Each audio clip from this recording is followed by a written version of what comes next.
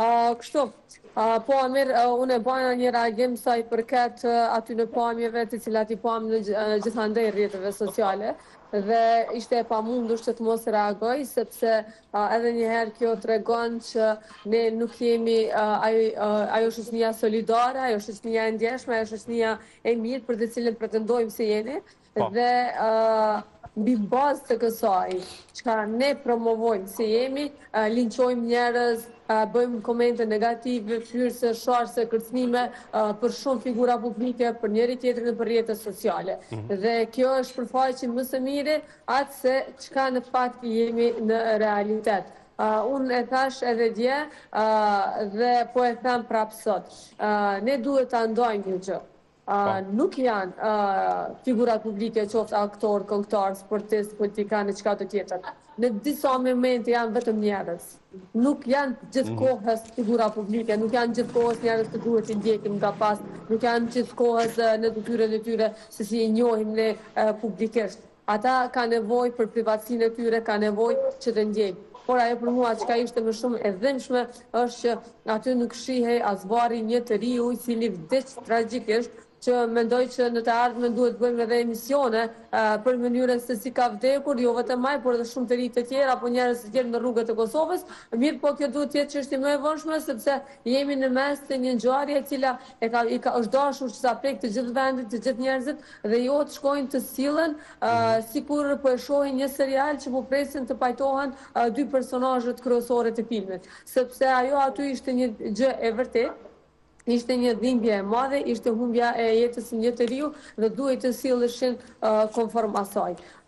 Mua sinqerisht më vjen keq që kaq shumë fokus ka pas familja Kelmendi në këtë dytë, por jo fokus për të mirë nga ana qytetarëve po flas, sepse kanë bë lloj-lloj videosh, kanë bë lloj-lloj interpretimesh, kanë bë lloj-lloj komentesh që nuk është dashur të jenë.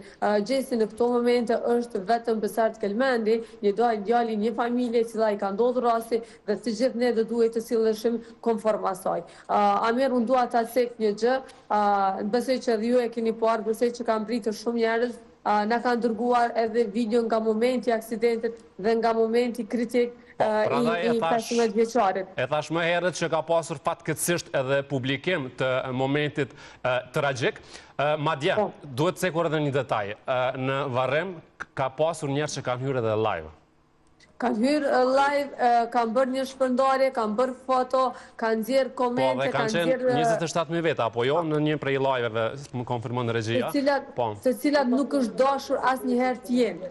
Kjo tregon që ne kemi humbur njerëzorën brenda nesh. Kjo e mori dhënë sikur çdo gjë tjetër në Kosovë, nëse një ngjarje fillon, pastaj fillojnë të gjithë rritet dhe askush nuk e di më se çfarë po ndodh. Edhe ajo shkelja mbivare është pothuajse e njëjta gjë, që njerëzit më nuk ju ka interesuar se ku janë, nuk ju ka interesuar vendi, nuk ju ka interesuar as për tragjedinë që ka ndodhur, thjesht kanë shkuar që t'i shohin disa personazhe publike, që ndoshta unë e thash edhe në disa komente që është dashur të shkojnë në vendet ku rinë ata.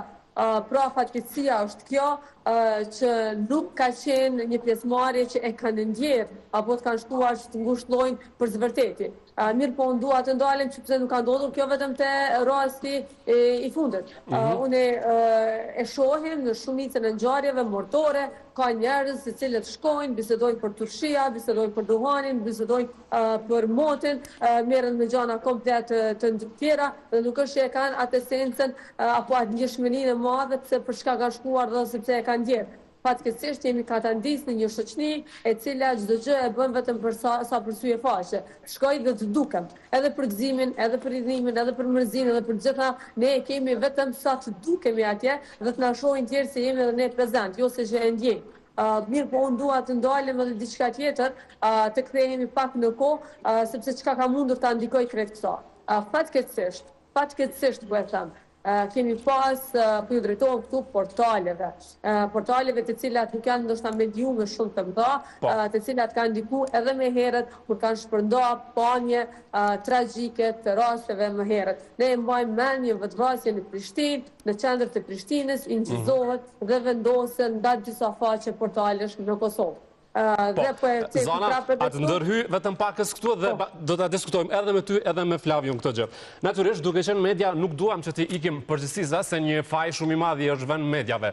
Unë marr guximin për të që të paktën në këtë televizion që jemi, nuk është publikuar asnjë pamje në asnjë mënyrë. Jo, media tradicionale dhe media të mëdha nuk është se kanë për këtë. Prandaj ka portale të cilat dhe media që e kuptojnë dhe e din etikena. Por, kemi parë, natyrisht, publikimi ka qenë gjithandej. Ku është faji nëse mund të gjejmë, do më thëmë, pse ka që letë ne publikojmë pamje të tilla? Pra, e tha edhe Flavio, që në mesin atyre kishte të ri që po gjironin, por kishte edhe të moshuar që po e bënin atë gjirim, pra. Derisa në anën tjetër, besoj që secili prej nesh dhe prej atyre ka bashkëndjer me këtë dhimbje dhe po e shfrytëzoj këtu rastin për të shprehur ngushëllime për familjen e Gjesit për këtë humbje, sikurse edhe për shumë të tjerë të ri që kanë humbur jetën gjatë këtyre ditëve në aksidente, për të cilat ne kemi folë në këtë emision dhe kemi bërë thirrje bashkë edhe me njerëz përgjegjës të institucioneve. Damir, do të thotë edhe kjo që gabimi i parë që është bërë si nga raportimi është fakti që nuk është raportuar se një 15 vjeçar ka humbur jetën për vëllai i Gjesit. Qysh automatikisht herën e parë i kanë dhënë këtë vëmendjen mediatike të një personazhi publik që ka filluar shumë mediatik rasti. Po. Ku është faji? Zan dhe Flavio. Amir, po e thua se si ndodhi kjo. Tani gjo, na duhet me ditë se çka e kemi vlerë edhe çka po e konsiderojmë të rëndësishme për shoqërinë. Për shoqërinë nuk është të rëndësishme dhimbja e tjetrit. Për shoqërinë nuk është të rëndësishme dëshpërimi i tjetrit, mërzia e tjetrit, humbja e tjetrit. Për shoqërinë është të rëndësishme spektakli. Prandaj e kemi kaq shtrejt të nxjerrim telefonat dhe të xhirojmë dhe të ofrojmë spektakël. Amir, ne shohim, ne jemi në një shoqëri ku secila figurë publike atakohet me mira komente, qoftë negative, qoftë shpyrëse, qoftë përqarëse, qoftë linçuese, çka do. Kjo nuk është dëmshëri, kjo nuk është ndjej. Dhe ne pastaj harrojmë se çka është varrime, harrojmë çka është gëzimi, harrojmë çka është lindja e fëmijës, harrojmë gjithçka. Ne jemi këtu që t'i ofrojmë tjetrit spektakël. Dhe qytetarët nuk patën se çka tjetër, vetëm t'i ofrojnë qytetarëve të tjerë një spektakël nga një varrim i një fëmije 15 vjeçar. Jo më rastësisht të thashun që jemi shoqëri e pamoralshme. Sepse për mua morali është me ndjej dhimbjen tjetrit, me respektu dhimbjen tjetrit. Për mua moral është mos me shkel mbi parimet themelore që të bajnë një njeri. Mos t'i ikim njerëzorës, mos a shkelin njerëzorët. Dhe ne e kemi shkel me të dyja kamet moti këtë punë. Ne kemi shkel parime njerëzorës shumë moti. Ne nuk kemi asnjë ndjeshmëri për asgjë dhe për askënd. Prandaj, rezultati i një varrimi të një 15 vjeçari është i tillë. Është spektakël që është ndruar nga vetë spetatorët. Flavio,